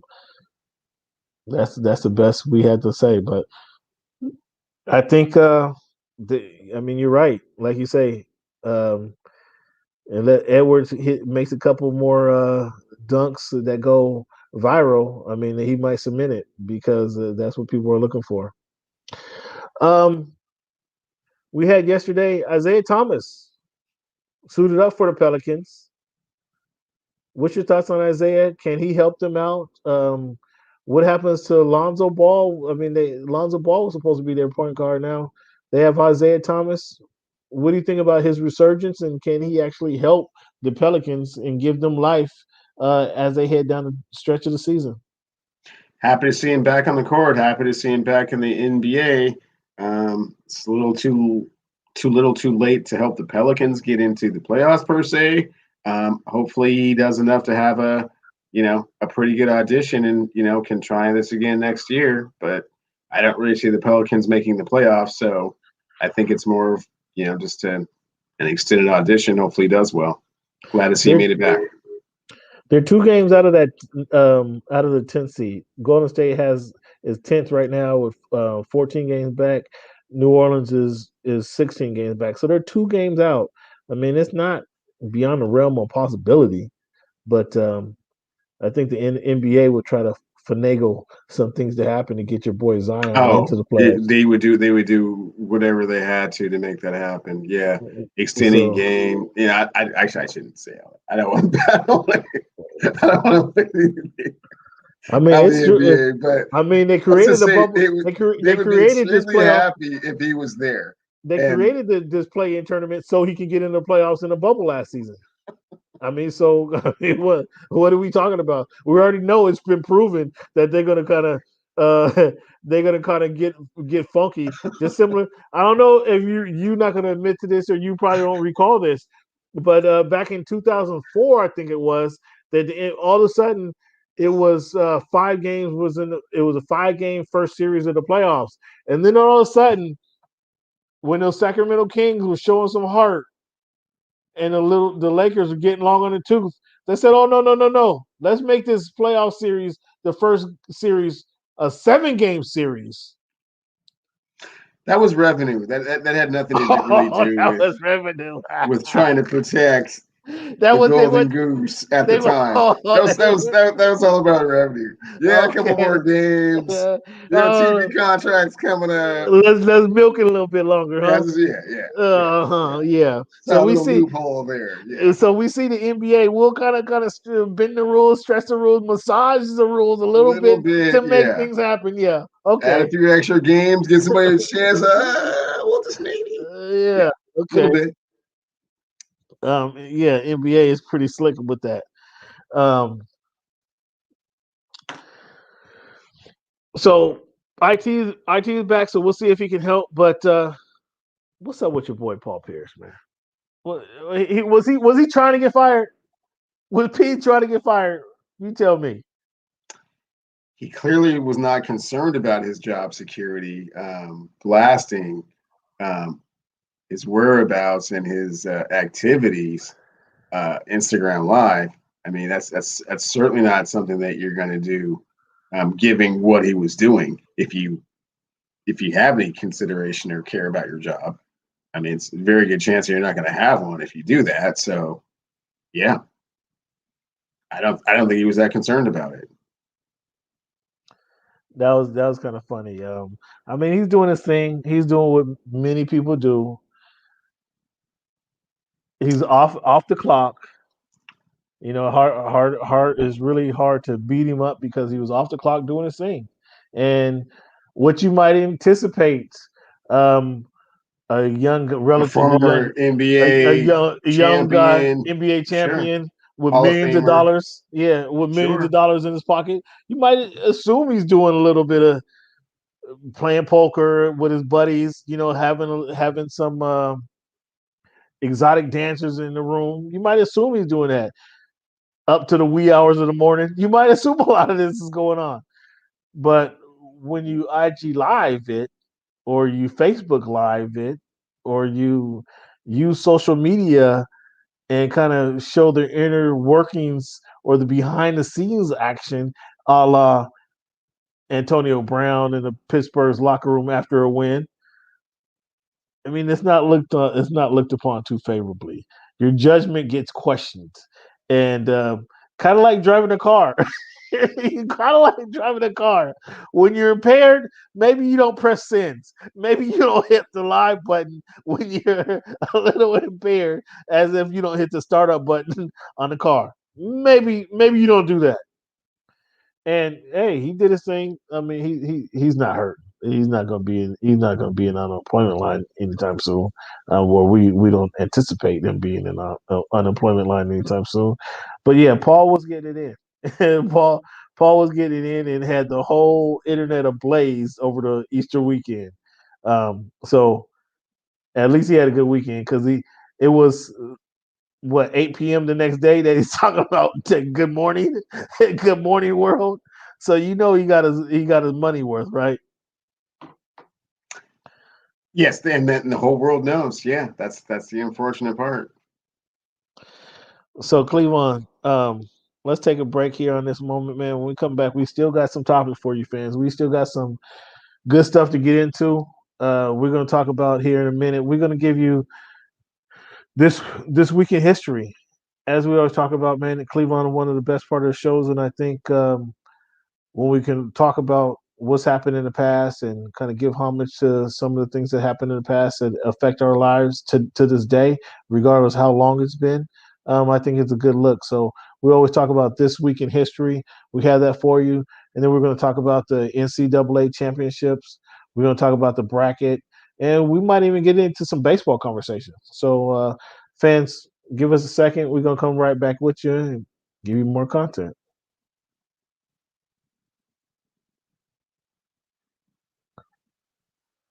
So this week in history, Cleveland, April 4, 1968. I'm sure you can guess what happened. Um, Often it's odd how people look upon Martin Luther King nowadays as opposed to our guy getting assassinated um, April 4, 1968 in Memphis. It's odd kind of how people's perspective of him has changed, right? I'm sure you'd agree with that. Everybody Martin Luther King Day in January. People want to send out their quotes and how he made the world a better place. But back when he was fighting for the cause, people, including us, including Black America, really didn't want to hear what he had to say. So I find that rather odd. What's your thoughts on Dr. Martin Luther King, his assassination? Yeah, definitely how the message and perception has changed over time. You know, basically has become something much larger than life, really. And I think that was not necessarily his intent initially. And a lot of the things that he was doing obviously were met with a lot of um, resentment, resistance. Yeah. Yeah. And so, it's fortunate that it has evolved the way that it has, but no, that was not the temperature or climate of the country when it happened. That's for sure. Um, April 6, 1909. Matthew Henson leads the expedition of six to reach the North Pole. So we had mountain climbers back in the early 1900s, Cleveland. We were climbing mountains, believe it or not. Mountain that we had to climb was in baseball. April 4, 1974. Hank Aaron broke Babe Ruth's home run record by hitting his 715th home run. And it was odd. It just a little quick story when digging this up that a couple websites that I typically use didn't have this for some reason. And then I just kind of went to a third website to just kind of dig it a little deeper, bring you some good content, and it was a separate website that had this. And I wonder what the difference was. I'm not going to call it out, but there was a distinct difference between the websites that had some this day in history and this particular website that had this date in history, which was this is the very first thing that pulled up. I'm sure you can figure it out. Cleveland, back in 1881, April 11th. Now we've all kind of enjoyed the fact that the Spelman College was founded back then, in some way or another. We've all kind of enjoyed that there was a collection of, of people gathered to get their further education at Spelman. But yeah, that happened, and many of us are grateful that school was founded. Spelman College was founded in 1881. Oh yeah. Oh man, did you watch the championship game? I did watch a championship game. Yeah, so like you've been exposed earlier, Cleveland, Gonzaga was exposed on Monday night. Um, there was just a little too much inner city, shall I put it, on Baylor squad that really put the beat down on Gonzaga. Jumped on them early. It was a wire win. What do you have to say about Gonzaga and the Baylor um, winning that championship? Gonzaga looked physically and emotionally spent. Um, I There don't was think some that of that. they There was some certainly of were that. not ready for the energy and the athleticism of Baylor. And it's funny because I was watching Around the Horn a few hours before the game came on. And before the game started, I had like no thoughts that Gonzaga wasn't going to win the national championship. It Okay. was a foregone conclusion, right? I Okay. really was not giving Baylor any credit whatsoever. Okay. And one of the hosts said, everyone's taking Gonzaga, but you guys might be kind of overlooking Baylor. And he says, you know what Mitchell's nickname is? His nickname is Off Night. Because whoever he's guarding is going to have an off night. Oh wow. And I was like, oh, Wow. that's kind of a fresh nickname. That's really your nickname. That's one of the more original nicknames I've heard of. And I'm like, oh, that's really his nickname? Like, oh, he's probably taking this Jalen Suggs thing real personal and has something waiting for him. And sure enough, he did, man. Yeah. And those guys were never in the game. They never looked like they wanted to be in the game. So I wouldn't go that far, but I they mean, they just had did. moments, but I mean, obviously they, were trying to, accomplish history. So, obviously they wanted to be in it, but it just wasn't. This was not meant to be, and they did not look like the superior team in any way, shape, form, or fashion. Yeah, they got to take it to him. They got to take it out behind the woodshed. Baylor was laying in wait. Oh, undefeated this, undefeated that. Are they going to be the greatest team ever?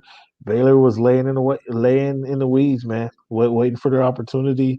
You didn't hear a lot of conversation about from the players, from the coach.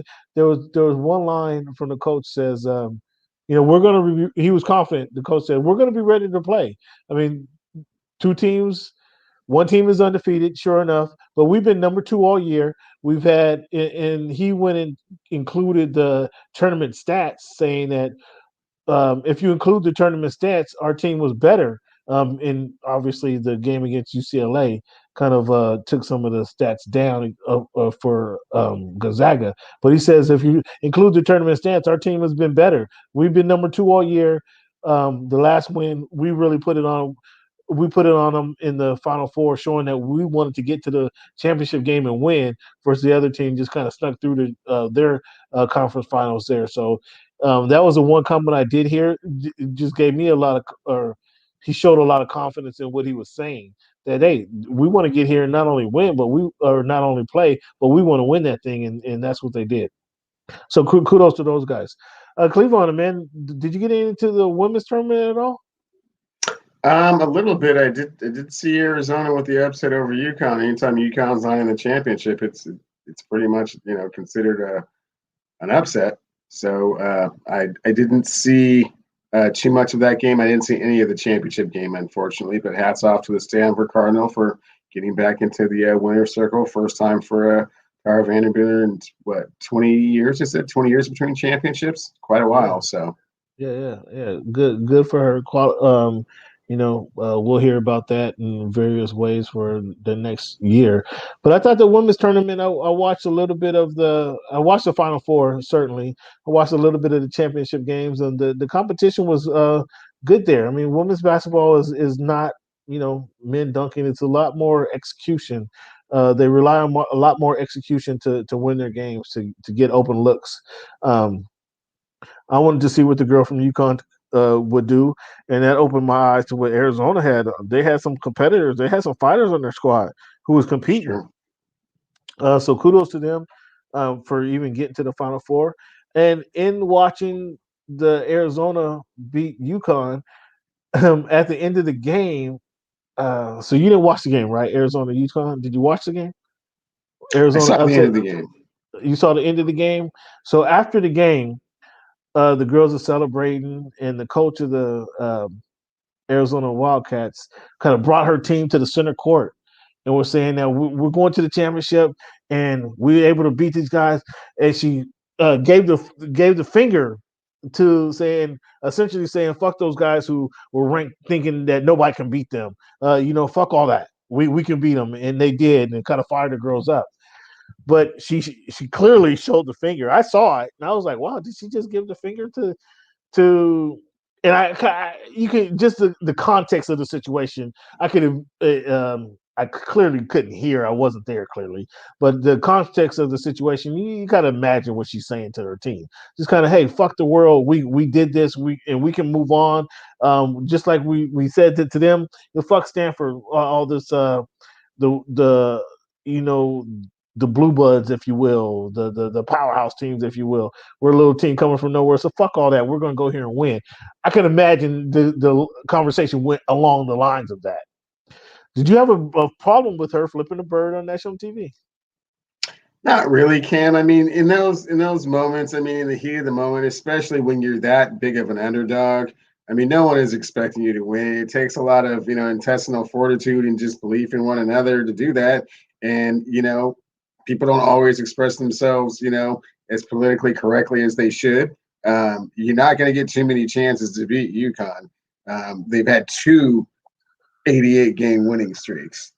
2. Right. Yeah. So it's not like you're just, gonna get your opportunities all that often. So when you take advantage of it, I mean, I think it's, I don't want to say well within your rights, but I mean, I'm not overly upset about it. No, I think it was the context of the situation. Like, I don't know how many people can absorb the context of the situation and understand where she was coming from. Like, that truly is locker room talk. That truly is a motivational speaking. That truly is firing your squad up. Now, if you understand that, you should not have any problem with that. But if you don't understand that, you've never been in the locker room, you have never competed for anything, you don't understand kind of those where the player's mind goes, where the coach is trying to fire his team up, and those are the only people who would complain about that. Anybody complaining about that situation hasn't been in a competitive environment. That's what I would say about that. Hubert Davis becoming the first black head coach of North Carolina Tar Heels. It's kind of monumental moment, if you will, right? They're looking back. Roy Williams wasn't a fan of Roy Williams. I think he kind of gave up. Essentially, he didn't want to deal. He's one of these coaches. When you say old school coaches, that takes a certain connotation, and that's not the connotation I want to give him. But he's a coach from a certain era where you have all the control, and when you have all the control, whether it be at North Carolina, whether it be at Kansas, right? He came over from Kansas. Where you have all the control, you make all the decisions, and players don't have the control. Nowadays, there's that transfer portal where if the player doesn't like what's going on, they can transfer to other schools. He didn't particularly care for that. And so he's like, I'd rather not deal with this. So, and essentially, nobody will say he quit his job, but that he quit his job because he didn't want to deal with the challenges of not having total control. And I've heard they groomed Davis to take over the role. And so kudos to Davis for being in that position.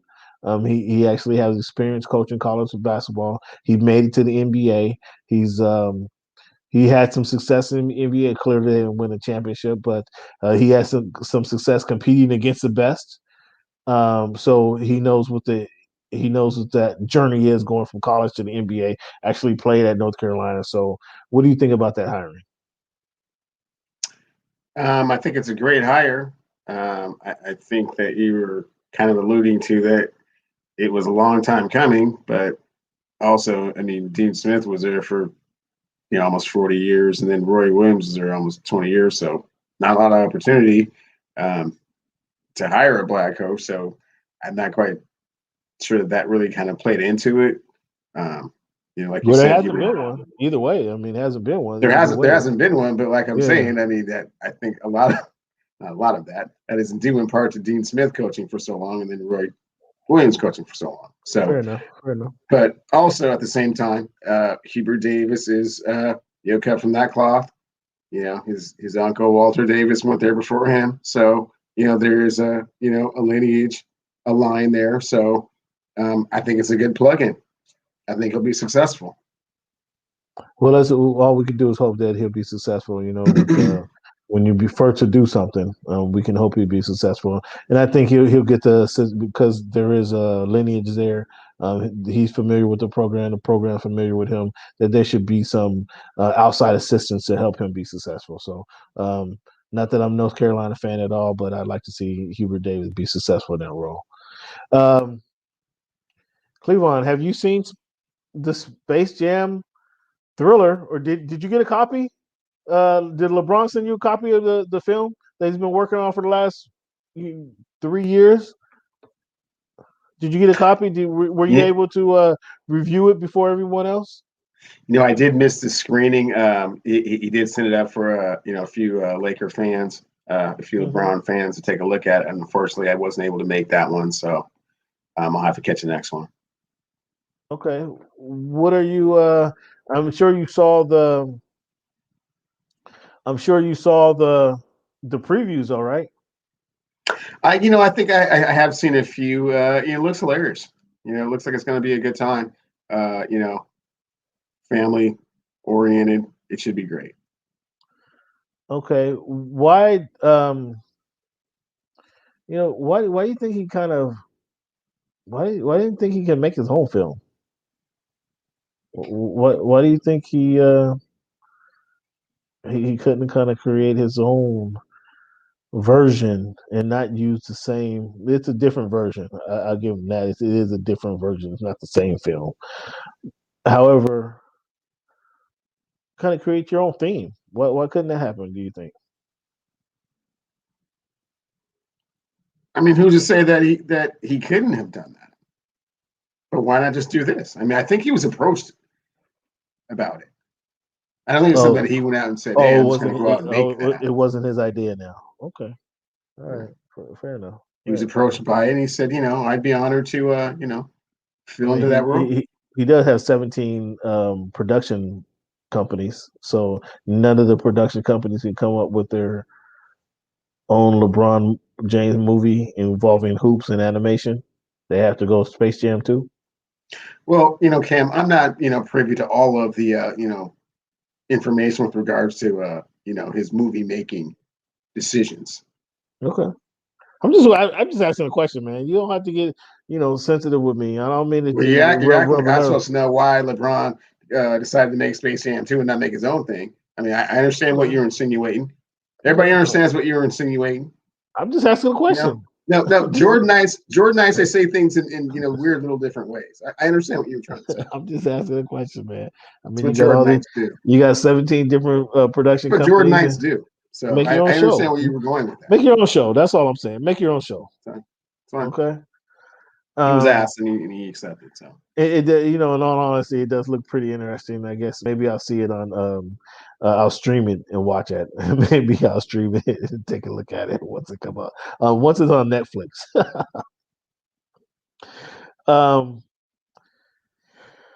Cleveland,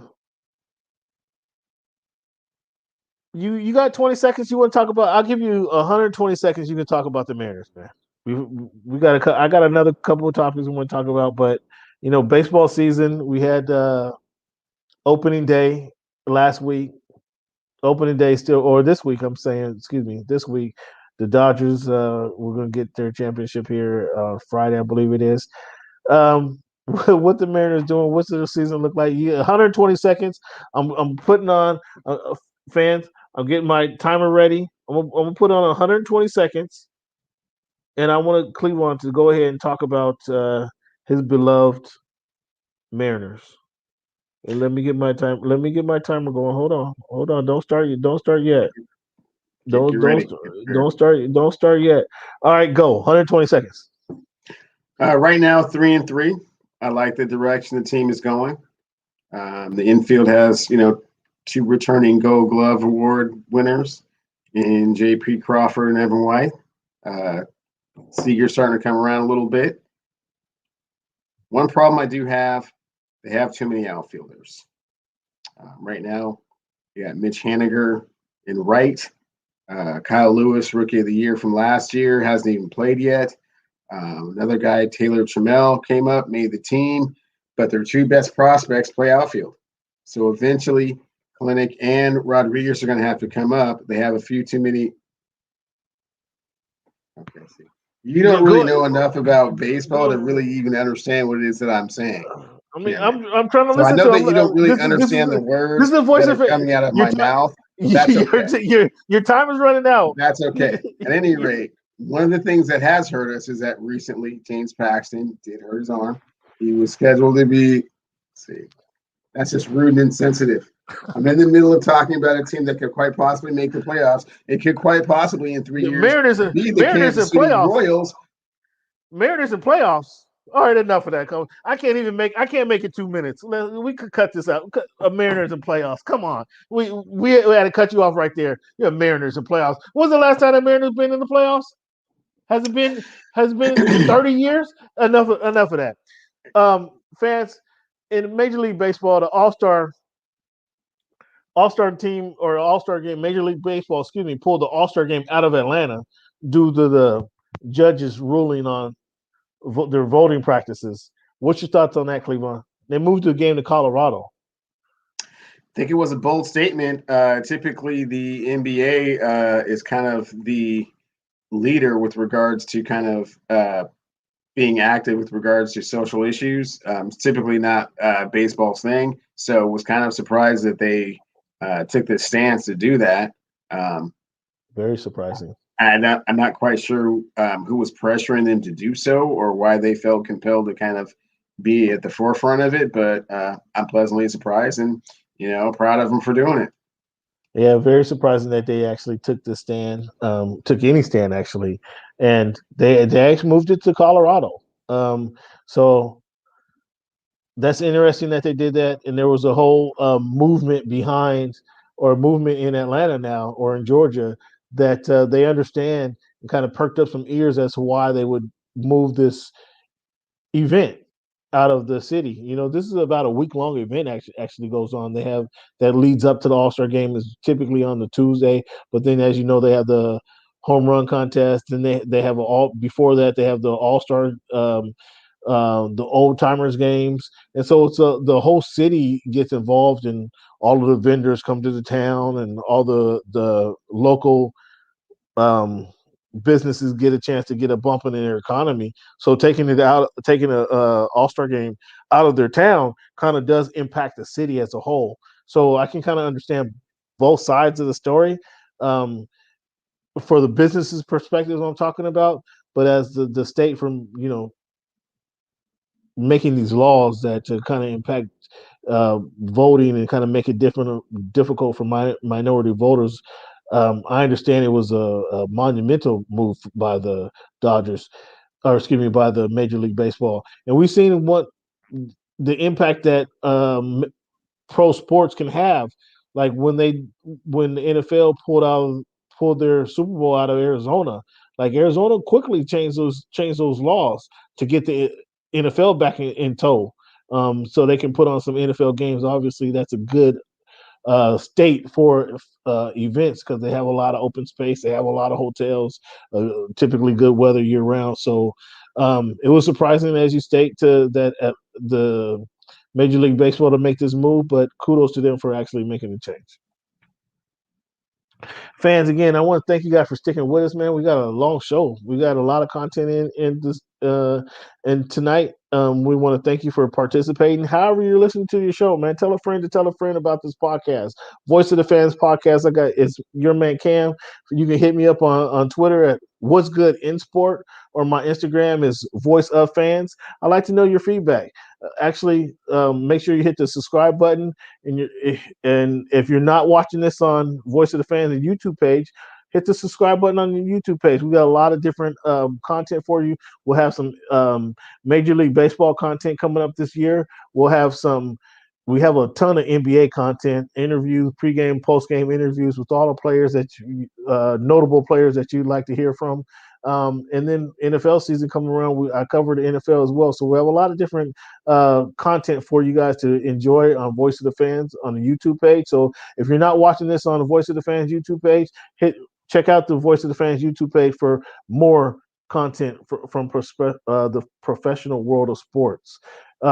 Thank you guys if you're already subscribed. We appreciate you guys. However you listen to us, if this is you're listening to us on a podcast, check us out on YouTube. You can see Cleavon and I in person, live in person, doing our show. However you may be listening to us, we appreciate you listening to us. Cleavon, give them your social media handle.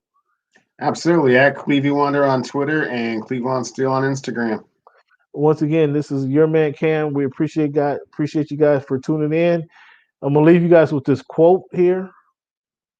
A life is not important except in the impact it has on other lives. This from the late, great Jackie Robinson, former Dodger. A life is not important except in the impact it has on other lives. So it impacts somebody else's life. We just exposed Cleavon tonight, not knowing much about NBA, exposed his top 25 and under list, and we're going to send that out on Twitter. Wait till we get those Post-it notes up on the whiteboard, and you'll be able to see as I click down, just constantly making more. Yeah. Exposed. There's one word tonight. Keyword of tonight is exposed, and Cleavon was exposed tonight. But again, fans, I want to thank you guys for tuning in. However you listen to us, thank you guys for tuning in. Thank you guys for listening. Thank you guys for watching the show. And we'll leave you with this. As always, fans, I want to thank you for making our voice your choice. Have a good one, Chief. Take it easy, bro.